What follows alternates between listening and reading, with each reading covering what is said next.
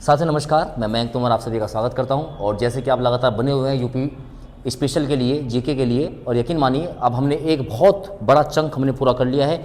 वहाँ से आपको इतने क्वेश्चंस मिलने वाले, इसकी कोई लिमिट नहीं है। और हम बस आपको 6-7 चैप्टर और कराएंगे इस तरीके से। उसके बाद जब हम क्वेश्चंस लेके आएंगे तो आपको यकीन मानिए मज़ा आ जाएगा। लेकिन बस एक रिक्वेस्ट है, रिवीजन जरूर करते हुए चलिएगा। अगर रिवीजन नहीं होगा तो बात दिक्कत में आ जाएगी। ठीक है, तो हमने उत्तर प्रदेश का एक बेसिक स्ट्रक्चर, मूल ढांचा हमने पढ़ लिया है कि यहाँ की प्रशासन व्यवस्था कैसी है, यहाँ की विधानसभा कैसी है, यहाँ की विधायिका कैसी है, न्यायपालिका कैसी है। अब हम पढ़ने वाले हैं एक नया चैप्टर। आप लिख सकते हैं कि नया चैप्टर होगा ये हमारा। और ये चैप्टर की हम बात करेंगे बच्चे, तो ये चैप्टर का नाम होगा हमारा उत्तर प्रदेश की भूगर्भिक संरचना है ना, संरचना। यानी कि जो उत्तर प्रदेश बना है, उत्तर प्रदेश बेसिकली बना कैसे है। तो उत्तर प्रदेश में हम देखेंगे तो उत्तर प्रदेश में तीन तरह की बातें आपको दिखाई देती है वो उत्तर प्रदेश बनता है। पहला, एक आपको दिखाई देगा हमारा कुछ जो तराई का भाग होता है, तराई व भाबर प्रदेश, हम बात करेंगे क्या क्या होता है। इसके बाद आप देखेंगे गंगा यमुना का विशाल मैदान। एक हम बात करेंगे जो हमारा दक्षिणी उत्तर प्रदेश है, तो दक्षिणी उत्तर प्रदेश पे हमारे कुछ पठार पाए जाते हैं, प्लेट्यू पाए जाते हैं, हम इनकी बात कर रहे होंगे। ठीक है ना, चलिए तो आज इन्हीं की बात करेंगे। तो जो हमारा स्ट्रक्चर है, जियोग्राफिकल स्ट्रक्चर है उत्तर प्रदेश का, वो किस तरीके का है। चलिए तो पहली बात तो उत्तर प्रदेश जो आपको पता है, उत्तर प्रदेश जो है देखो आपको पता है ये पूरा हमारा एक पूरा का पूरा भाग हुआ करता था पैंजिया।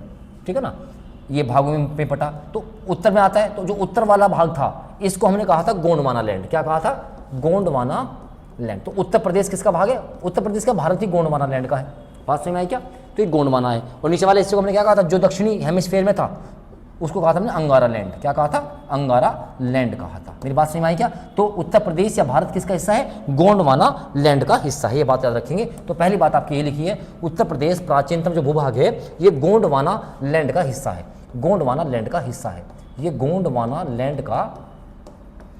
लैंड का हिस्सा है। और ये किस प्रकार की समूह बनी है? तो एक आपकी होती है जो क्वार्टरनरी होती है ना, क्वार्टरनरी सेल समूह, रोक है ये, रोक का नाम है।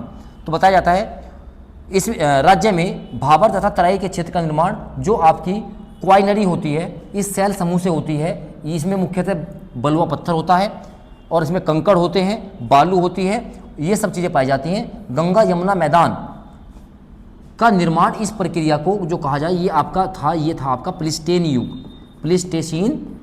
युग। ये काल का निर्धारण है। और इस थोड़े शब्द आपको अजीब लग रहे होंगे, इसमें से जो पढ़ना है मैं वो भी आपको बताऊंगा। काल में प्रारंभ हुआ था, तो बस आपको ध्यान रखिएगा।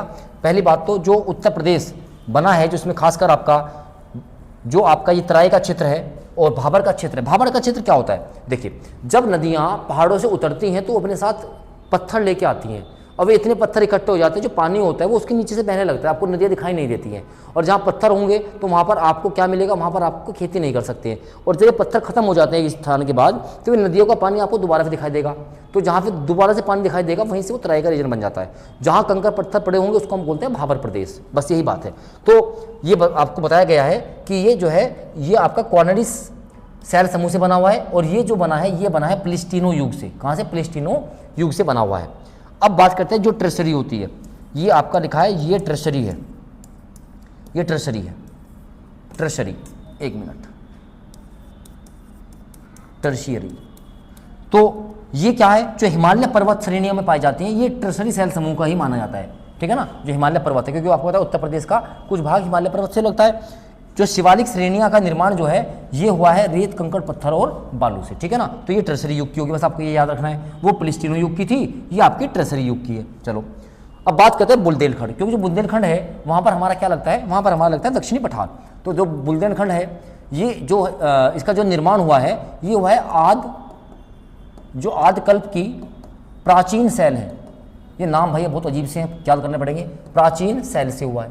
तो यहाँ पर खनिज बहुत मिलते हैं, आपको पता है जहाँ पठार होंगे वहीं पर आपको मिनरल्स मिलेंगे, खनिज मिलेंगे। और यहाँ पर कठोर लाल रंग से बलुआ पत्थर मिलता है। इनका प्रयोग आगरा व उनके निकटवर्ती मुगल कालीन इमारतों में भी होता था। यानी कि कुल मिला के जो आगरा में जो पत्थर लगे हैं लाल रंग के, ये हमारी आदिकल्प के प्राचीन सेल समूह जो बुंदेलखंड से आई हैं वहीं से मिले हैं। ठीक है, चलिए विंध्याचल रेंज आपने पढ़ी हो थोड़ी बहुत ज्योग्राफी में, तो उनका प्रयोग भी आपको यहाँ पर मिलता है। तो दक्षिण में स्थित पठारी भाग में विंध्याचल शैल समूह द्वारा निर्मित है। इसमें चूना पत्थर डोलोमाइट द्वारा ये सब चीज़ें पाई जाती हैं, ठीक है ना। चलिए, तो अब हमने यहाँ पर देखा उत्तर प्रदेश का हमने विभाजन किया, हमने केवल 4 चीज़ें बताई हैं। जो गंगा यमुना का मैदान बना है, जो गंगा यमुना का मैदान बना है वो बना है आपका प्लेस्टिनो युग के अंदर।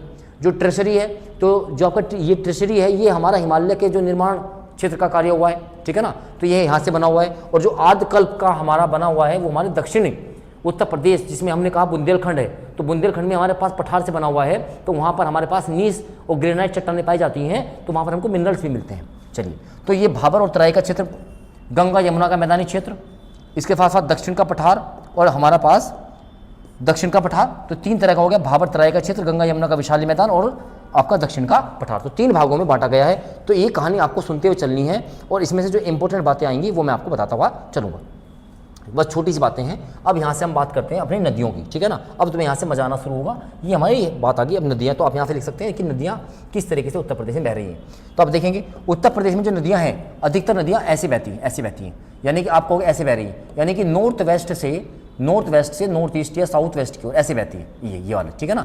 नॉर्थ वेस्ट से साउथ ईस्ट की ओर बह रही होंगी। चलो देखेंगे, उत्तर प्रदेश की नदियों का प्रभाव अधिकांश उत्तर पश्चिम से, यानी कि नॉर्थ वेस्ट से दक्षिण पूर्व यानी कि साउथ ईस्ट की ओर होता है, और यह प्रदेश के मैदानी भाग में समानांतर पैरेलल पाया जाता है, ठीक है ना। उद्गम के स्थान पर उत्तर प्रदेश की जो रिवर्स हैं उनको 3 भागों में हमने बांटा है। पहली ऐसी नदियाँ जो हिमालय से निकलती हैं, जो नदियाँ हिमालय से निकलती हैं उनमें वर्ष भर जल रहता है। ऐसी कौन कौन सी नदियाँ हैं?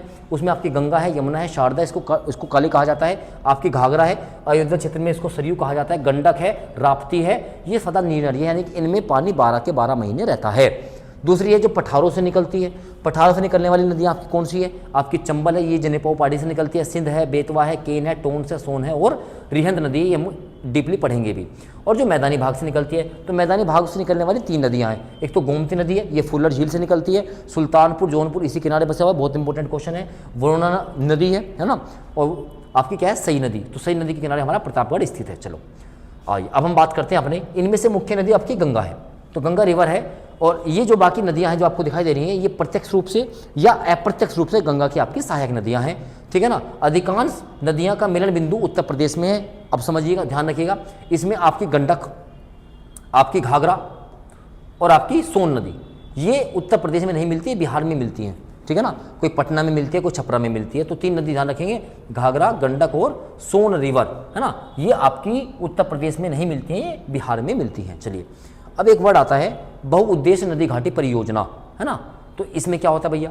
इसमें लिखा हुआ है जो बहुउद्देश्य नदी घाटी परियोजना होती है, ये एक ऐसी योजना होती है, ये एक ऐसा प्लान होता है, ये एक ऐसा प्लान होता है जो किसी भी नदी या उसकी घाटी के क्षेत्र में विभिन्न संसाधनों का प्रयोग किया जाता है, और इसका मुख्य लक्ष्य होता है ज़्यादा से ज़्यादा काम करना। जैसे कि क्या करना, हम इसमें क्या कर सकते हैं? हम वहाँ पर डैम बनाते हैं और डैम बना के नहरें निकाल देते हैं, तो हम इरिगेशन कर सकते हैं, सिंचाई कर सकते हैं, इलेक्ट्रिसिटी का प्रोडक्शन कर सकते हैं। हम वहाँ से जो हमारी फ्लड आ रही है उसको कंट्रोल कर सकते हैं, बाढ़ नियंत्रण कर सकते हैं, पानी पीने के लिए उसकी आपूर्ति का संचालन कर सकते हैं, नौका वाहन कर सकते हैं, मछली पालन कर सकते हैं, और वहाँ पर हम अपना टूरिज्म को बढ़ावा दे सकते हैं। इसके साथ साथ हम वहाँ पर अपना वाटर कंजर्वेशन, जल संरक्षण भी करते हैं। तो कुल मिला के ऐसी परियोजना जिसके द्वारा हम बहुत सारे काम कर रहे होंगे उसको बोलते हैं बहुउद्देशीय परियोजना बोलते हैं। चलिए अब यहाँ से आपको मजा आना शुरू होगा। तो हम पहले पढ़ रहे हैं अपनी गंगा नदी।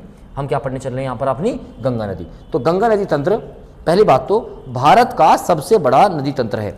ये भारत में 2525 किलोमीटर बहती है, 25-25 किलोमीटर बहती है, और 25-25 किलोमीटर ये बह रही होगी। और उत्तर प्रदेश की हम बात करेंगे तो अगर हम बात करते हैं इंडिया में, तो इंडिया में बहती है 2525 किलोमीटर। अगर हम यूपी की बात करेंगे तो यूपी में 1450 किलोमीटर बहती है, और यूपी के ये 28 जिलों से होकर जाती है, 28 डिस्ट्रिक्ट से बहती है, 28 जिलों से। ये बात लिख लेना, ये सुन लेना मेरी बातें, जो मैं लिख रहा हूँ बस ये लिख लेना, आपका क्वेश्चन हो जाएगा। 28 जिलों से होकर बहती है। ये जो एंट्री लेती है, प्रवेश लेती है, ये बिजनौर जिले से प्रवेश लेती है, और जो निकास करती है, एग्जिट, ये बलिया जिले से एग्जिट करती है, और आपको पता है ईस्ट मोस्ट जिला भी हमारा कौन सा है? बलिया है। और एक हमारा जिला है बदायूं, तो बदायूं में सबसे ज़्यादा बहती है, किलोमीटर बहती है, और बदायूं में सबसे ज़्यादा किलोमीटर बहती है, और ये लगभग बहती है 133 किलोमीटर के आसपास, 133 किलोमीटर। ये बात आपको याद हो जानी चाहिए। और आप देखेंगे इस नदी के किनारे, अच्छा, इसमें एक बैराज बना हुआ है, जिसका नाम है लवकुश बैराज। लव कुश बैराज आपका बना हुआ है कानपुर के अंदर, और यहाँ से हम जो पीने का वाटर, ड्रिंकिंग वाटर होता है, पेयजल है, पेयजल की आपूर्ति कानपुर को करते हैं। इतनी बातें लिख लीजिएगा, आपका काम यहाँ से हो जाएगा। अब मैं इसको पढ़ना शुरू करता हूँ। गंगा नदी भारत तंत्र का सबसे बड़ा नदी तंत्र है, पूछा गया है क्वेश्चन। गंगा नदी का उद्गम स्थान गंगोत्री है, सबको पता है, इसमें बताने वाली कोई बात नहीं है। और ये भागीरथी नाम से प्रभावित होती है। आपको पता है भागीरथी और अलकनंदा मिलती है, और जब ये हरिद्वार में आ जाती है वहीं पर बनता है आपका देवप्रयाग। क्या बनता है? देवप्रयाग बनता है। गंगा को ये आप छोड़ सकते हैं, कोई दिक्कत नहीं है। हाँ, ये याद रखेंगे, गंगा को पद्मा नाम से जाना जाता है। गंगा को पद्मा नाम से जाना जाता है बांग्लादेश के अंदर। गंगा को बांग्लादेश के अंदर पद्मा नाम से जानते हैं, ठीक है, याद रखेंगे। देवप्रयाग में अलकनंदा, देवप्रयाग में कौन सी मिलती है? अलकनंदा और भागीरथी मिलती है, और इसी के संयुक्त धारा को हम क्या कहते हैं? गंगा कहते हैं, है ना। अलकनंदा और भागीरथी के संयुक्त धारा को हम देवप्रयाग जब मिल जाता है तो उसको क्या बोलते हैं हम? अलकनंदा को क्या बोलते हैं हम? देवप्रयाग में गंगा बोलते हैं। ये क्वेश्चन आ चुका है। चलिए, गंगा नदी की उत्तर प्रदेश में लंबाई 1450 किलोमीटर है, और गंगा नदी का सर्वाधिक भाग उत्तर प्रदेश में है, क्योंकि ये 1450 किलोमीटर, अच्छा, कुल लंबाई इसकी 2525 किलोमीटर है, और यूपी में कितने बहती है? 1450 किलोमीटर। राज्य में, यानी उत्तर प्रदेश राज्य की बात करें बेटा हम, उत्तर प्रदेश राज्य में सर्वाधिक 133 किलोमीटर गंगा तट वाला जिला हमारा कौन सा है? बदायूं है, यानी बदायूं में सबसे ज़्यादा बहती है। इतने क्वेश्चन आप कर लेंगे, आपका काम यहाँ से आराम से हो जाएगा। चलिए, अब गंगा नदी जो है उसमें कुछ नदियाँ मिलती हैं, तो गंगा नदी जब ऐसे फ्लो करेगी, मेरी बात समझना, ऐसे फ्लो करेगी तो समझ लो हम ऐसे ही जा रहे हैं, तो इधर से आने वाली जो नदियाँ होंगी राइट वाली होंगी, इसको आप कहेंगे दाएं वाली नदियाँ, और जो इधर से आएंगी इनको बोलेंगे हम लेफ्ट वाली नदियाँ। तो क्वेश्चन आता है ये बाएं से मिलती है, तो बाएं से जो नदियाँ मिलती हैं और दाएं से, तो दाएं से मिलने वाली बात करेंगे तो यहाँ पर आपकी यमुना हो जाएगी, यमुना नदी है, ठीक है ना। देखो, दाईं ओर से मिलने वाली नदी आपकी कौन सी है? यमुना है, टोंस है, सोन है और कर्मनाशा है ना। यमुना, टोंस, सोन नदी और कर्मनाशा, ठीक है ना, ये ध्यान रखेंगे। और गंगा बाईं ओर से मिलती है, यहाँ पे रामगंगा मिलती है, रामगंगा मिलती है ना, रामगंगा, ये रहा आपका रामगंगा, घाघरा, सरयू या गोमती, गंडक सब मिलती है, ठीक है ना, ये ध्यान रखिएगा। तो ये मैंने लिखा है इस बात को, तो आपको समझना है ये बात, ठीक है। चलिए, तो वो आपको पता है भाई, गंडक हो गई, गंडक के साथ सोन हो गई, और आपकी कौन सी हो गई? घाघरा हो गई। ये सब कहाँ मिलती है? बिहार में मिलती है। Ganga river basin management and studies centre की स्थापना IIT कानपुर में की गई है, ये आपको याद रखना है, ध्यान रखिएगा। गंगा, अच्छा, दूसरी बात, जो यमुना है ना, यमुना, ये गंगा की सबसे बड़ी ट्रिब्यूटरी है, सबसे बड़ी सहायक नदी है, सबसे बड़ी सहायक नदी, ये ध्यान रखना, ट्रिब्यूटरी। गंगा नदी उत्तर प्रदेश के बिजनौर जिले में प्रवेश करती है, बलिया से बाहर निकल जाती है, आपने लिख लिया पहले से, कोई दिक्कत नहीं। गंगा नदी के प्रवेश 28 जिलों में आपने कर लिया पहले। गंगा नदी के किनारे दाएं तट पर आपको पता है हरिद्वार है, प्रयागराज है, कानपुर है, ये, जबकि बाएं तट पर वाराणसी, ध्यान रखिएगा, ये इंपॉर्टेंट है, बाएं तट पर हमारा कौन सा स्थित है? वाराणसी है। गंगा नदी में एक बैक्टीरियोफेज नामक वायरस मिलता है, बैक्टीरियोफेज, ये पानी को खराब करने वाले जो वायरस होते हैं ये उनको खुद खा जाता है, तो पानी लंबे समय तक चल जाता है, जिससे इसका पानी जल्दी खराब नहीं होता। बैक्टीरियोफेज, याद रखेंगे, बैक्टीरियोफेज नामक वायरस मिलता है। अच्छा, एक बैराज परियोजना है कानपुर में, इसका नाम है, ये पेयजल के लिए बनाई गई है, इसका नाम क्या है? लव कुश बैराज, है ना। बैराज का नाम क्या लिख लेंगे, ये आ सकता है कानपुर में, कौन सा है? लव कुश बैराज, इसका नाम रखा गया लव कुश बैराज। एक बैराज बनाया गया है हमारा कहाँ पर? एक बैराज बनाया गया है हमारे पास बिजनौर में, कहाँ पर? बिजनौर बैराज, ये बिजनौर में है। एक बैराज बनाया गया है नरोरा, बुलंदशहर में पड़ता है। अच्छा, ये यहाँ पे लिखा हुआ है ना, तो 3 बैराज हो गए, पहला हमारा बिजनौर में हो गया, दूसरा हमारा नरोरा बुलंदशहर में पड़ता है, और तीसरा हमारा कानपुर में हो गया। लिखा हुआ है यहाँ पर लवकुश जो है ये बिठूर गंगा नदी के तट पर है, बिठूर कानपुर में पड़ता है, तो कानपुर में बिठूर जगह है, तो वहीं पर गंगा नदी के किनारे बिठूर भी स्थित है, और वहीं पर ये पड़ता है हमारा लवकुश बैराज। तो 2008 में गंगा नदी को राष्ट्रीय नदी, तो नेशनल रिवर हमारी कौन सी है? गंगा नदी, 2008 में दिया गया, डॉक्टर मनमोहन सिंह की यहाँ पर सरकार थी। और 2014 में मोदी जी के द्वारा इसको नमामि गंगे परियोजना की शुरुआत की गई, कि हमको गंगा को, नदी को बिल्कुल स्वच्छ रखना है, साफ रखना है, तो मोदी जी ने वाराणसी जिले से, अपना संसद क्षेत्र से इसकी शुरुआत की, 2014 में नमामि गंगे की शुरुआत की थी। इतनी बातें आपको समझ में आ गई होगी, ठीक है। चलिए, अब हम बात करते हैं GAP। तो गंगा कार्यक्रम परियोजना एक बनाई गई, और ये बहुत पहले बनाई गई थी बच्चे, ये बनाई गई थी ये 1985 के टाइम पर ही, 1985 में, और 1985 में हमारे जो प्रधानमंत्री थे वो राजीव गांधी थे, ठीक है ना। तो गंगा को अच्छा रखने के लिए एक बनाया गया गैप, है ना, तो गंगा कार्य योजना, तो इसकी शुरुआत राजीव गांधी जी ने 1985 में की थी। इसके तहत ही CAG, है ना, सेंट्रल गंगा जो ट्रिब्यूटरी है, कैट, ये कैट होगा, CGT, केंद्रीय गंगा प्राधिकरण का गठन 1985 में किया गया था। PY के मोस्ट इंपोर्टेंट है, तो गंगा सेंट्रल गंगा ट्रिब्यूनल की स्थापना, केंद्रीय गंगा प्राधिकरण की स्थापना 1985 में की गई थी। यहीं पर हमारा एक नेशनल वाटर वे, जल मार्ग भी है, तो 1986 में हल्दिया से लगाकर इलाहाबाद तक या प्रयागराज तक, हल्दिया पड़ता है बंगाल में, तो बंगाल से लगाकर प्रयागराज तक गंगा के भाग को राष्ट्रीय जलमार्ग संख्या 1 का दर्जा दिया है। नेशनल वाटरवे 1 कहाँ से, हमारे प्रयागराज से कहाँ तक जाता है, हल्दिया तक जाता है। इसकी कुल लंबाई 1620 किलोमीटर है ना, 1620 किलोमीटर है, ये याद रखिएगा, बहुत इंपॉर्टेंट क्वेश्चन है। चलिए गंगा की सहायक नदी देखेंगे। यमुना है, अब होता है यमुना प्रयागराज में मिल जाती है। यमुना की बहुत सारी सहायक नदियाँ हैं, यमुना को अलग से पढ़ेंगे। चंबल है, सिंध है, बेतवा है, केन है, ठीक है। चलिए रामगंगा कहाँ मिलते हैं, कन्नौज में, इंपॉर्टेंट है, PYQ है। रामगंगा नदी कहाँ मिलती है, कन्नौज में। गोमती मिलती है गाजीपुर में, कहाँ मिलती है, गाजीपुर में। गोमती फुल्लर झील से निकलते, पढ़ेंगे इसको भी। टॉन्स कोई तमसा बोलते हैं, ये सिरसा प्रयागराज में मिल जाती है।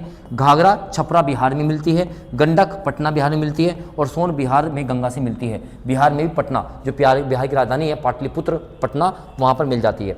तो हिमालय से निकलने वाली जो गंगा की सहायक नदियां हैं वो कौन कौन सी हैं, ये आपको देखना है। अब थोड़ा सा मैं तेज पढ़ा रहा हूँ, लेकिन हमें करना ही पड़ेगा। और आज का टाइम शायद अभी हो चुका है, मैं एक बार देख लेता हूँ। लेक्चर लंबा बिल्कुल नहीं करना है हमें, और आज का टाइम हो चुका है बच्चों, ठीक है। तो कल से हम जो हमारे पास नदियाँ निकली हैं, अब तुम्हारे यहाँ से 2 फायदे हो जाएंगे। जो आपका नदियों वाला चैप्टर है आपका कहाँ से, ज्योग्राफी में, वो आपका यहीं से पूरा हो जाएगा। तो कल हम हिमालय से निकलने वाली जो नदियाँ हैं उनको पढ़ेंगे। इसमें हमारे पास यमुना रिवर आ जाएगी, हमारी रामगंगा आ जाएगी, हमारी घाघरा आ जाएगी, हमारी इसमें आपकी गंडक आ जाएगी, सरयू रिवर आ जाएगी। तो सब इसको हम पढ़ने वाले हैं। तो कल हम जो है रिवर्स की बात करेंगे। तो आज के लिए इतना ही, धन्यवाद, लगातार बने रहिएगा। इस बार एग्ज़ाम तो निकालना ही है। Thank you so much.